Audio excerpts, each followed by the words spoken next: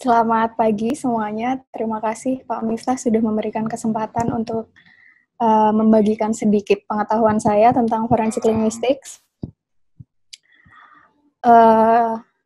Tadi seperti pertanyaan yang sudah diajukan Pak Miftah sebelumnya, sebenarnya bisa nggak sih forensic linguistics ini membantu proses penegakan hukum?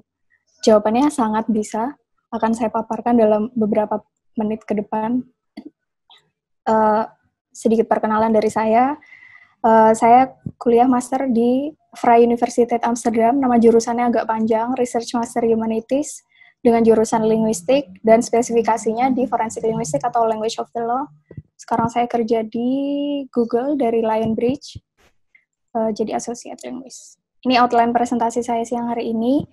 Yang pertama, karena Forensic Linguistics sepertinya belum banyak yang tahu di Indonesia, saya jelaskan nanti sejarah singkatnya, seperti apa forensik linguistik itu, area-area kajiannya bagaimana, dan riset-riset di dalamnya seperti apa. Sejarah singkatnya, yang pertama kali menggunakan frasa forensik linguistik adalah Jan Svartvik. Dia seorang profesor linguistik di Lund University di Swedia. Jadi dia menuliskan frasa forensik linguistik di laporannya tahun 1968 yang menganalisis tentang salah satu kasus 1 dekade sebelumnya, dan laporan ini dikumpulkan ke Timothy John Evans Committee, Komite Timothy John Evans. Jan Svartvik melakukan analisis di 4 statement atau 4 pernyataan yang Evan berikan di 2 kantor polisi yang berbeda. Yang pertama di Merthyr tahun 1949, bulan November, dan yang satunya di Notting Hill, bulan Desember di tahun yang sama. Mohon maaf, itu gambarnya nggak keluar. Jadi ini Timothy Evans, dia didakwa membunuh istri dan bayi perempuannya. Jan Svartvik melakukan analisis syntactical difference, perbedaan sintaksis di 4 pernyataan di 2 kantor polisi yang berbeda tadi, yang mengantarkan dia pada kesimpulan bahwa sebenarnya pernyataan yang ditulis oleh polisi di BAP, di berkas acara pidana itu, berita acara pemeriksaan, sebenarnya statement itu bukan punya Evan, dalam artian statement yang dikeluarkan secara linguistik sama sekali berbeda dengan kemampuan bahasa Evan. Ya, Evan itu tadi kemampuan linguistiknya kurang, jadi walaupun dia sudah berumur 20-an, tapi kemampuan linguistiknya masih setara dengan anak SD. Nah, ini yang selanjutnya kasus Unabomber. Ini salah satu kasus yang membuat nama forensik linguistik akhirnya dikenal.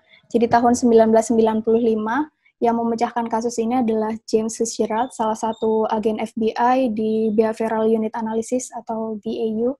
Jadi Unabomber ini adalah pengeboman seri atau pengeboman beruntun tahun 1978 sampai 1995 di seantero US.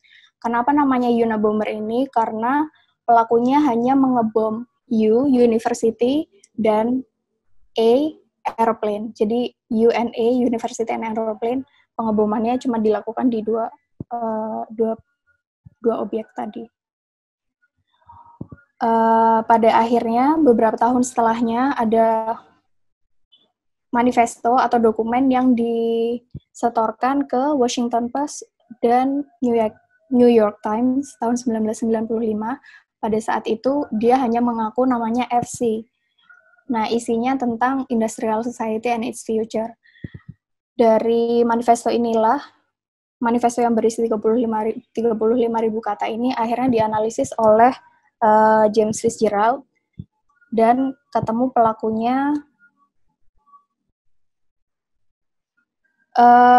beberapa perbedaan linguistik yang sangat mencolok.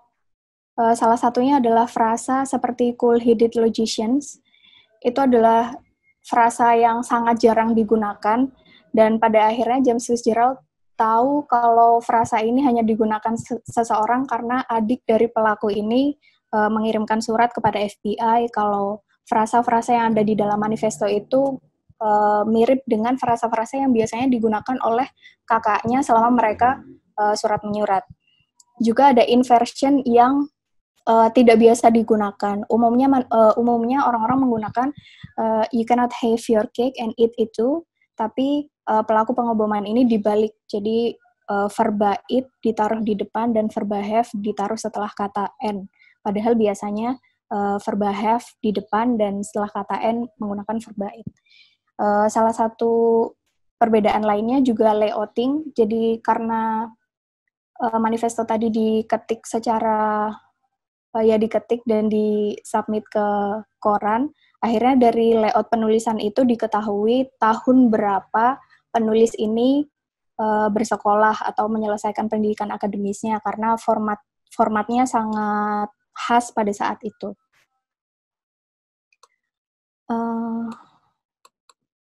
Ya. Yang selanjutnya adalah area-area kajian dalam forensik linguistik. Dibagi dua. Ini pembagian yang dicantumkan di buku Coulthard, Johnson, and Wright. Jadi ada language of the legal process atau bahasa dalam proses legal, dalam proses hukum, dan bahasa sebagai barang bukti. Untuk bahasa dalam proses legal itu mencakup bahasa hukum, jadi bahasa yang digunakan dalam dokumen tertulis atau dokumen-dokumen hukum, misalnya undang-undang dasar atau peraturan-peraturan dari pemerintahan, atau bahkan polis asuransi juga masuk di kajian bahasa sebagai proses legal. Atau selanjutnya ada emergency calls atau telepon darurat, interview dengan polisi, dan diskursus pengadilan. Nah, untuk area yang kedua, bahasa sebagai barang bukti, beberapa kajiannya forensic phonetics, authorship analysis atau menganalisis pengarangnya siapa, plagiarisme, dan menjadi saksi ahli. Beberapa riset dalam forensik linguistik, yang area yang pertama, language of the legal process. Nah, yang pertama adalah legalist atau bahasa hukum. Saya pikir ini adalah pengetahuan umum. Kalau bahasa hukum itu susah dimengerti daripada bahasa di koran misalnya, atau bahasa kita sehari-hari, atau bahkan tidak jarang bahasa hukum lebih susah dimengerti daripada bahasa-bahasa yang biasa digunakan di dunia akademik atau di tulisan-tulisan di penelitian. Nah, alasan kenapa bahasa hukum ini susah ada dua. Yang pertama karena menggunakan technical terms atau istilah-istilah teknis yang tidak semua orang tahu. Dan yang kedua memang karena karakteristik bahasa hukum itu sendiri memang susah. Nah, ini beberapa penjabaran dari istilah teknis.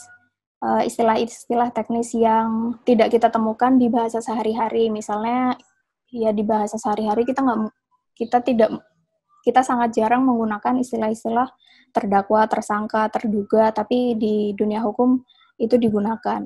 Atau penggunaan archaic dictics, bahasa-bahasa kosakata-kosakata yang arkaik yang sangat jarang digunakan di kehidupan sehari-hari, itu banyak ditemukan di bahasa hukum.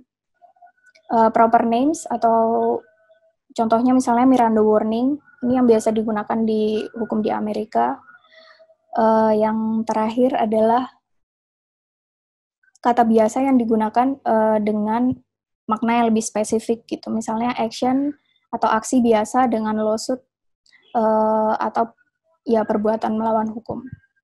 Karakteristik sangat presisi, informasinya sangat banyak. Jadi satu kata di bahasa yang biasa digunakan di dokumen hukum tertulis itu satu kalimat biasanya mengandung banyak informasi. Universality and aloofness, systemic character, ini bisa dibaca di buku Matila. Saya langsung kasih contoh yang sesuai dengan konteks Indonesia. Jadi ini dokumen Wetboek van Strafrecht for Netherlands Indie, atau yang sekarang kita kenal dengan Kitab Undang-Undang Hukum Pidana. Kitab ini dikenalkan oleh Belanda tahun 1981. Ya, 1981. Sayangnya sampai saat ini kita tidak punya terjemahan resmi dari KUHP ini. Jadi kalau dicek lagi di Undang-Undang Dasar 1945 di bab peralihan itu, sebenarnya yang masih berlaku sampai saat ini adalah Wetboek van Strafrecht ini, karena kita tidak punya terjemahan resmi.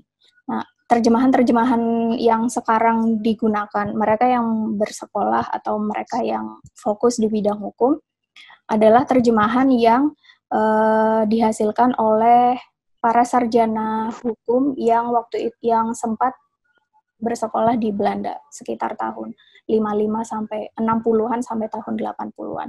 Dan yang mengejutkan adalah sampai saat ini ada belasan versi terjemahan dan tidak satupun yang resmi. Masalah lain adalah adanya mistranslation atau penerjemahan yang tidak pas. Jadi ini sebenarnya kata yang sering kita dengar, kata makar. Kata makar itu berasal dari bahasa Belanda, Anslag, atau kalau dalam bahasa Inggris onslaught. Jadi harus ada destructive attack, harus ada physical attack, yang jelas ada perbuatan merusak, ada serangan secara fisik. Tapi sayangnya beberapa kasus-kasus makar dan mereka yang menjalani hukuman atas tuduhan makar tidak ditemukan physical attack. Misalnya tahun 2000 sekian. Plus ini aja dingin, Pak. Ada kasus sebelah sini enak dingin di belakang. Wanita di Maluku. Dia dulunya adalah simpatisan RMS.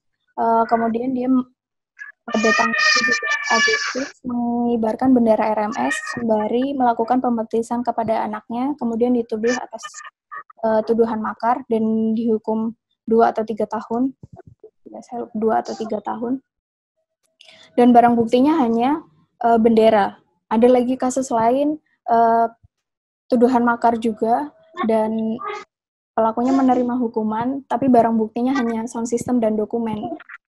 Nah, ini kan sebenarnya ada pergeseran makna yang sangat jauh dari kata anslah ke kata makar. Pun kata makar adalah bukan kata dari bahasa Indonesia, tapi bahasa Arab yang lebih dekat maknanya ke tipu muslihat daripada serangan. Nah, ini contoh problematis lainnya di Undang-Undang tahun 45, pasal 6A ayat 2. Pasangan calon presiden dan wakil presiden diusulkan oleh partai politik atau gabungan partai politik peserta pemilihan umum sebelum pelaksanaan umum. Ini satu kalimat, tapi saya sendiri membaca 3-5 kali baru saya paham sebenarnya kalimat ini maksudnya apa. Nah, ternyata dalam kalimat ini, yang pertama dia menggunakan pasif. Jadi sudah menjadi apa ya? Sudah secara linguistik sudah terbukti kalau kalimat pasif itu lebih membutuhkan cognitive load lebih banyak daripada kalimat aktif. Itulah mengapa sekarang pergeseran bahasa akademik pun lebih banyak menggunakan kata aktif daripada kalimat pasif. Nah, setelah itu diikuti oleh kata keterangan oleh partai politik atau gabungan partai politik, yang mana partai politik atau gabungan partai politik ini adalah peserta pemilihan umum, dan pemilihan umumnya diusulkan ini sebelum pelaksanaan pemilihan umum. Jadi untuk masyarakat awam pun memahami satu kalimat di undang-undang itu sangat susah. Ini juga pasal lainnya yang problematis. Pemilihan umum diselenggarakan untuk memilih anggota Dewan Perwakilan Rakyat, Dewan Perwakilan Daerah, Presiden dan Wakil Presiden, dan Dewan Perwakilan Rakyat Daerah. Ini satu ayat di undang-undang yang menyebabkan dua interpretasi berbeda, hanya karena hakim di MK adalah orang yang berbeda. Itulah mengapa dulunya pemilu yang sebelumnya sendiri-sendiri, nggak serentak, pada akhirnya dilaksanakan secara serentak. Padahal kalimatnya satu, tapi interpretasinya bisa macam-macam. Asumsi saya adalah karena tidak adanya koma di setelah kata wakil presiden. Jadi menganggap presiden dan wakil presiden dan Dewan Perwakilan Rakyat Daerah ini harus dilakukan secara serentak. Ini yang namanya Oxford Comma, mungkin ada yang belum tahu atau yang tidak biasa menggunakan Oxford Comma dalam kehidupan sehari-hari mungkin tidak akan signifikan, tapi kalau misalnya dibawa ke ranah hukum akan sangat signifikan. Misalnya tanpa Oxford Comma, dengan Oxford Comma kita mengundang 2 badak Washington, dan Lincoln. Tapi kalau misalnya koma ini kita hilangkan, jadi yang diundang adalah badak berkepala Lincoln dan badak berkepala Washington. Itu pentingnya hanya untuk koma.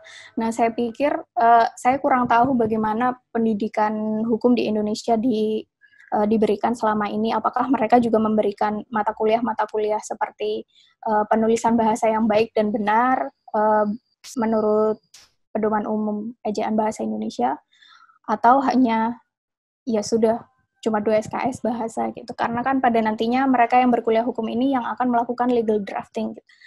Kalau pada akhirnya mereka tidak mengetahui bagaimana satu koma pun itu bisa menimbulkan interpretasi yang berbeda, menurut saya itu akan sangat problematis. Selanjutnya ada police interview dengan polisi.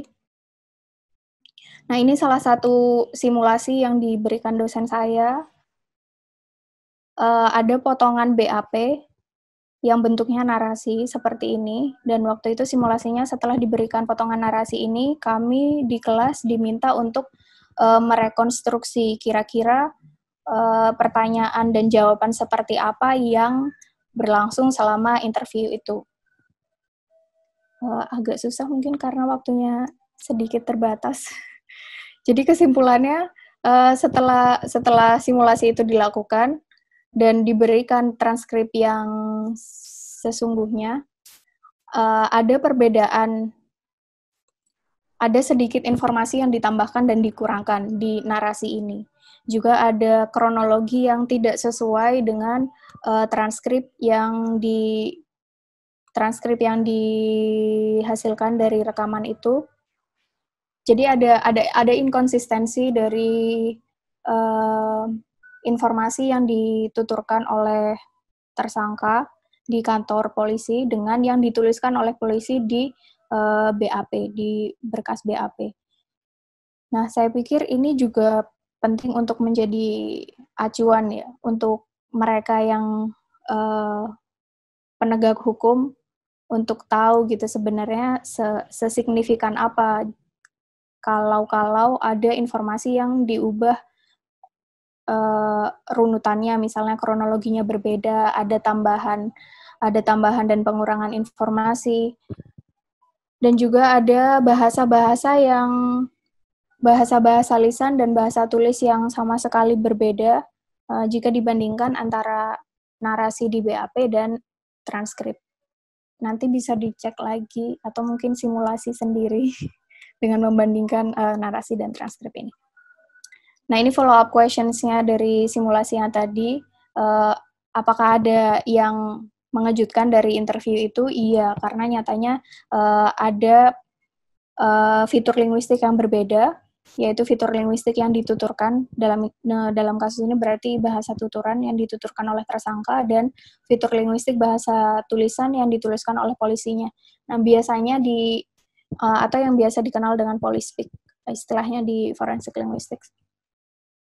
Nah, jadi dari situ nanti bisa dianalisis sebenarnya statement yang dituliskan di BAP itu apa benar memang statement atau pernyataan yang dikeluarkan oleh tersangka, atau sebenarnya itu ada campur tangan atau ada campur interpretasi dari polisi yang menginvestigasi saat itu. Nah, ini untuk bacaan-bacaan tentang politik sudah saya cantumkan di situ. Yang terakhir adalah diskursus pengadilan. Ini tesis saya mengambil diskursus pengadilan karena memang supervisor saya ekspertisnya di situ. Saya mengambil kasusnya Setia Novanto untuk melihat bagaimana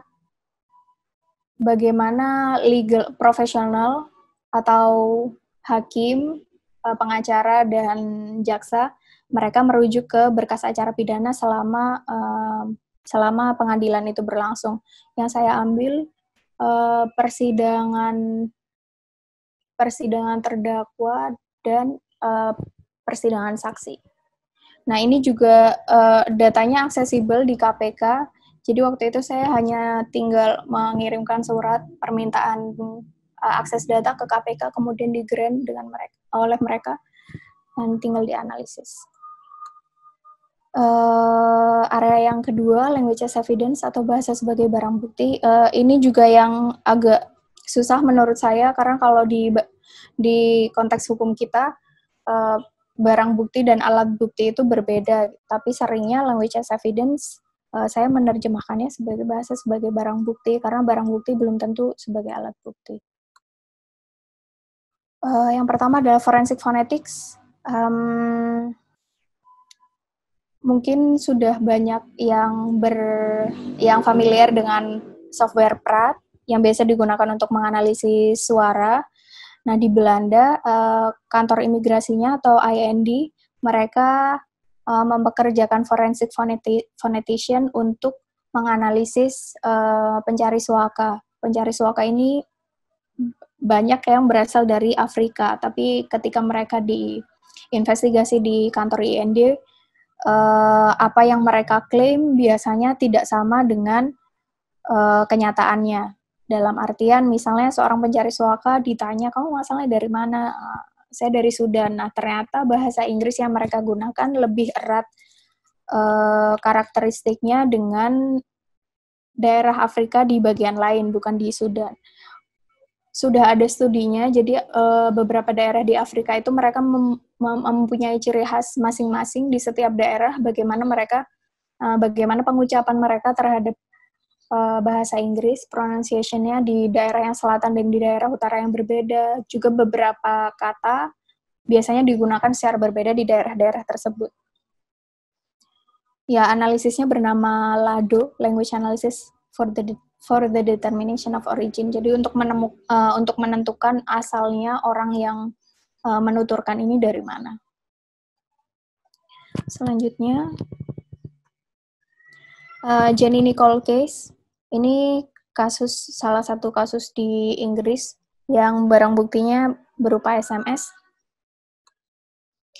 Nah, ini SMS yang ditemukan di HP Nicole. Jadi Nicole itu seorang remaja yang berpacaran dengan seorang pria berumur 40 tahunan lebih. Nah, waktu itu beberapa waktu setelah mereka berpacaran, Jenny Nicole hilang dan HP-nya juga nggak ada. Salah satu orang yang satu-satunya tersangka utama adalah pacarnya. Nah, setelah itu dianalisislah SMS-nya. Yang atas adalah SMS yang ditulis oleh Nicole, dan yang bawah adalah SMS yang tidak diketahui ini ditulis oleh siapa. Untuk sekedar informasi awal, jadi memang ada beberapa persamaan, misalnya yang atas dan yang bawah sama-sama menggunakan angka dan huruf, dan beberapa juga menggunakan singkatan, misalnya di Are you free tomorrow, dan di sini I ain't coming back. She's a bitch. I have to leave.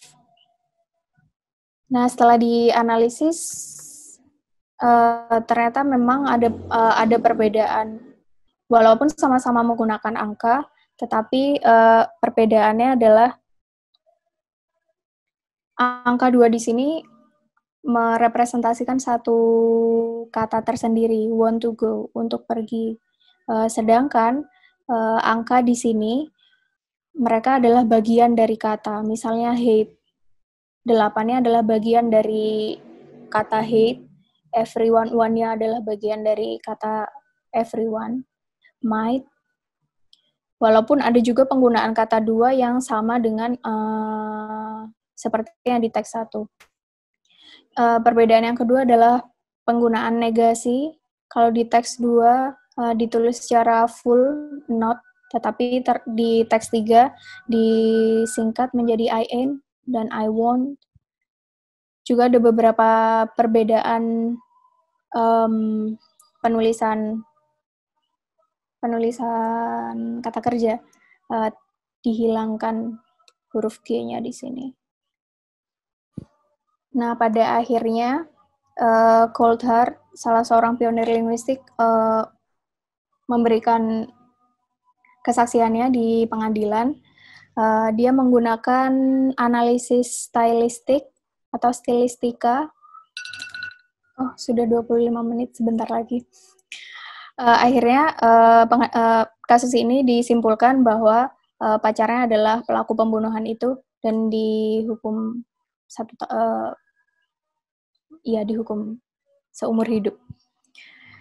Ini copyright infringement, Helen Keller dan Margaret Canby. Mungkin tidak banyak orang yang benar-benar membedakan antara penyalahan hak cipta dan plagiarisme. Jadi penyalahan hak cipta hanya berlaku di luar dunia akademik, sedangkan plagiarisme berlaku hanya di dunia akademik. Pada dasarnya aksi yang dilakukan adalah sama, yaitu mengcopy tanpa memberikan referensi. Nah, ini salah satu tugas juga di kuliah. Jadi yang sebelah kiri adalah tulisan Margaret Canby dan yang sebelah kanan adalah tulisan Keller. Kata yang saya catat merah adalah kata yang sama persis dituliskan di kedua tulisan tersebut. Yang saya cetak miring adalah penggunaan sinonimnya dalam penggunaan kata lain tapi maksudnya adalah sama. Perbedaannya, keduanya menggunakan kata Frost dalam judulnya, Frost Fairies dan Frost King. Plotnya juga agak berbeda. Kalau Canby, dia lebih banyak bercerita tentang fairies-nya atau perinya, sedangkan di Keller lebih banyak cerita dari sudut pandang rajanya. Nah, yang patut dipertimbangkan adalah word substitution atau penggantian kata untuk menggambarkan satu peristiwa yang sama, dan reordering ditemukan banyak di tulisan Keller yang membuat tulisan Keller sebenarnya agak lebih susah untuk dimengerti daripada tulisan Canby. Authorship analysis, ini kalau yang tadi authorship analysis tapi versi manual yang dilakukan di kasusnya Jenny Nicole dan Helen Keller. Nah, yang ini adalah versi komputasional, menggunakan bantuan komputer. Mungkin pecinta fiksi tahu novel ini, The Cuckoo's Calling, yang dikarang oleh Robert Galbraith. Ternyata Robert Galbraith itu bukan nama aslinya, dan itu diketahui setelah seorang computational linguist, Patrick Juola, melakukan analisis. Nah, Juola melakukan forensic stylometry menggunakan software yang sedang dia kembangkan saat itu, menggunakan empat analisis yang berbeda, yang salah satunya adalah karakter 4 grams. Jadi kalau di computational linguistic itu biasa ada ukuran-ukurannya. Salah satunya adalah n-gram. Jadi kalau misalnya 4 grams berarti diambil 4 huruf dari setiap kata. Nah, ini juga salah satu aplikasi korpus linguistik yang sudah sempat disinggung tadi oleh Mas Fajri di forensik linguistik. Jadi Juola menggunakan novel-novel lainnya yang dia pikir mirip dengan karakter penulisan di The Cuckoo's Calling. Dia menggunakan novel Harry Potter karena waktu itu manajemen J.K. Rowling sempat membuat cuitan di Twitter yang pada akhirnya orang-orang mengira bahwa The Cuckoo's Calling ini atau Robert Galbraith itu adalah J.K. Rowling. Jadi dibandingkan dengan novel-novel lainnya, dan di novel The Cuckoo's Calling itu sangat Rowling tulisannya. Jadi sangat banyak persamaan fitur linguistik yang ditemukan itu sangat banyak.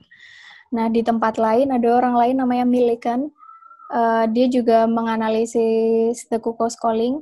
Dia dibandingkan dengan salah satu novel lainnya, novel Rowling, dan Harry Potter 7.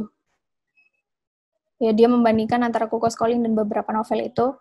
Yang dia gunakan perbandingan adalah panjang kata, panjang kalimat, panjang paragraf, frekuensi huruf, frekuensi tanda baca, dan penggunaan kata. Nah, yang ini plagiarisme.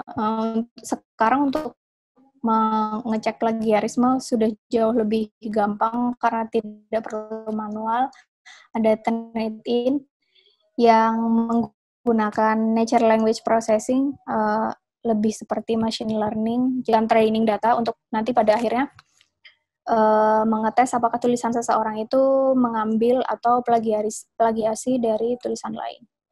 Nah, untuk authorship analysis sendiri, ini saya dan teman-teman sekelas saya yang jumlahnya cuma 2, membuat protokol bagaimana caranya melakukan authorship analysis, baik itu yang manual atau yang computational. Untuk yang manual biasanya ini adalah problem authorship analysis di dunia forensik linguistik, karena kita tidak bisa berharap akan punya banyak data, karena seringnya datanya memang kecil, jadi seringnya memang menggunakan yang manual, tapi ada kalanya juga menggunakan komputasi. Ini juga ada beberapa pendekatan lain, konten analisis. Ini yang saya lakukan kalau Bapak Ibu masih ingat, ada kasus mahasiswa UI yang ditemukan meninggal di danau, dan dia meninggalkan salah satu memo di di kamar kosnya, "Will not return for please, don't search for assistance, and my apologies for everything, eternally." Beberapa karakter suicide notes atau memo bunuh diri, kontennya atau isinya biasanya menceritakan tentang kasih sayang, terus bagaimana keadaan atau waktu di depan seperti apa, dan hal-hal yang hanya diketahui oleh penulis dan keluarganya. Fitur-fitur yang biasa digunakan secara tidak biasa, ada kata ganti, nama, salah eja, negasi, discourse marker, intensifier.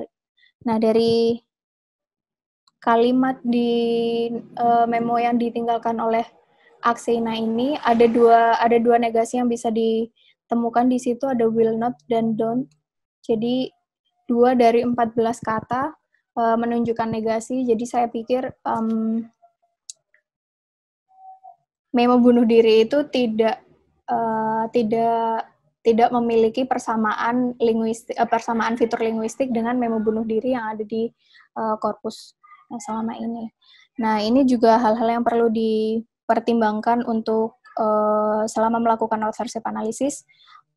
Untuk authorship analysis yang sifatnya tulisan tangan akan jauh lebih mudah untuk membandingkan, karena strike overs atau coretan itu bisa juga dijadikan satu acuan, karena bagaimana orang mencoret satu kata dan mengganti dengan kata lainnya pasti akan sangat berbeda dengan bagaimana orang lain menggunakan.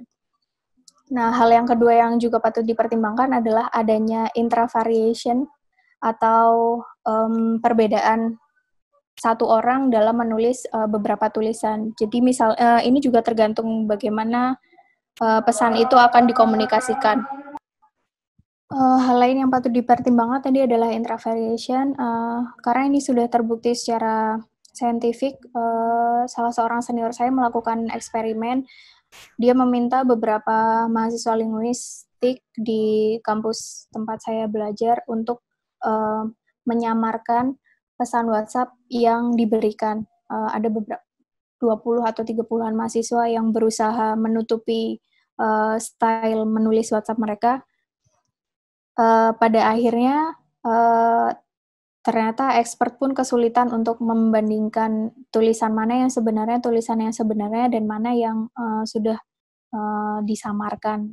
Akan tetapi ketika kita melihat ke substantial changes-nya, kontennya biasanya ada perbedaan yang bisa di point out di situ. Ini yang sangat penting menurut saya, menjadi seorang saksi ahli. Seorang forensik linguis bisa menjadi saksi ahli baik itu hanya untuk yang sifatnya untuk konsultasi atau yang memberikan kesaksian di pengadilan. Ini kemarin saya sempat bergabung dengan beberapa teman-teman dari background hukum untuk melakukan sidang eksaminasi atas putusan kasus Dr. Saiful Mahdi yang diputuskan bersalah atas tuduhan pencemaran nama baik. Beliau adalah seorang dosen di Unsyiah di Aceh. Setelah melakukan analisis terhadap putusannya, kesimpulannya adalah tidak semua linguistik bisa menjadi forensik linguis, walaupun memang pada awalnya kita dilatih untuk peka terhadap fitur-fitur linguistik atau fitur-fitur bahasa bahkan yang terkecil seperti tanda baca, tapi tidak semua linguis mempunyai forensic awareness atau kesadaran forensik. Kesadaran forensik ini sangat perlu karena tidak semua orang akan mencari tahu. Seumpama diminta untuk menjadi seorang saksi ahli, apakah mereka akan mencari tahu barang bukti yang sudah disampaikan ke mereka itu memang yang sebenarnya atau memang yang sudah dipotong atau hanya itu yang dipunya polisi. Nah, itu yang penting untuk dicari tahu. Juga penting untuk tidak menjadi orang bayaran. Ada beberapa kasus yang melibatkan linguis dan linguisnya lebih condong kepada mereka yang membayar, dalam artian siapa yang membayar lebih banyak ya dia akan bersaksi untuk menguntungkan pihak mereka yang membayar lebih banyak. Dan ini yang akan menjadi fatal, seperti yang saya temukan di putusan kasus di Dr. Saiful Mahdi itu, linguis dari pihak jaksa penuntut umum ada banyak miskonsepsi yang disampaikan selama persidangan yang seharusnya tidak dikeluarkan oleh seorang linguis gitu. Bagaimana dia uh, uh, mem, menukar antara emotikon dan tanda baca, bagaimana dia mendekati satu kasus atau mendekati satu data sampai pada akhirnya menarik kesimpulan. Nah, approach yang seperti ini yang harusnya dipahami dulu sebelum pada akhirnya seorang linguis akan bersaksi di pengadilan. Itu terakhir, ini alamat email saya yang bisa digunakan untuk korespondensi kalau ingin melakukan diskusi, sangat disilakan. Sekian dari saya, terima kasih.